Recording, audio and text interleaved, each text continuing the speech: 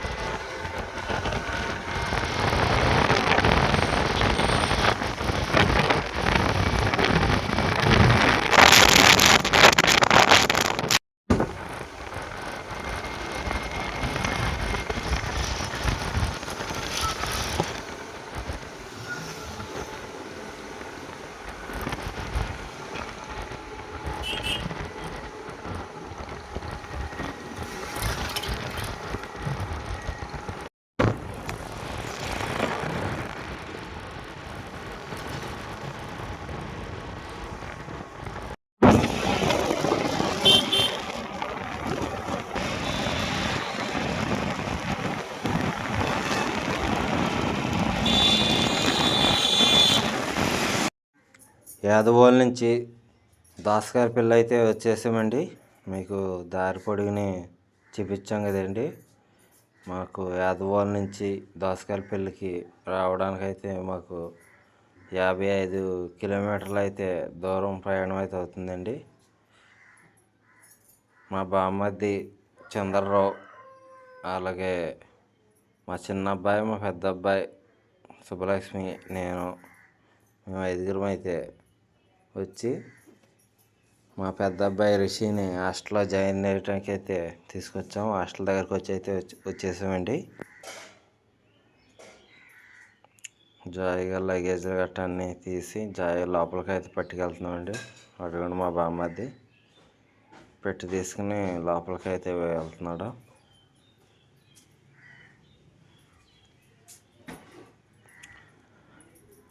ఇంకా మొత్తం సామానం అంతా మేమందరం కలిపి రూమ్లో పెట్టడానికి అయితే వెళ్తున్నామండి. పైకి రూమ్ వచ్చేసి 2వ స్టేర్లో ఉందండి. రూమ్ వచ్చేసి ఇక అక్కడికైతే సామానం పెట్టి రావడానికి అయితే వెళ్ళామండి.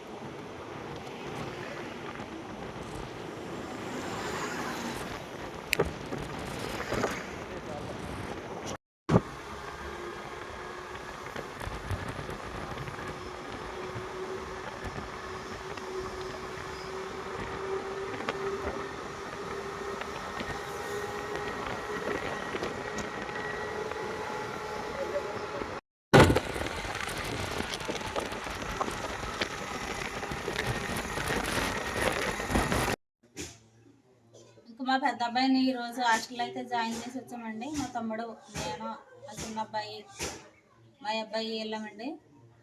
ఇంకా రాత్రే చాలామంది ఫోన్లు చేసి నేను వెళ్ళిపోతున్నానని చెప్పాడండి.